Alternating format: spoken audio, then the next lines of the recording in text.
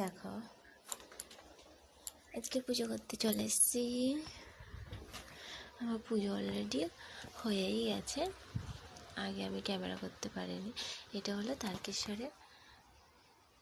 তারকেশ্বর যাওয়ার বাউক।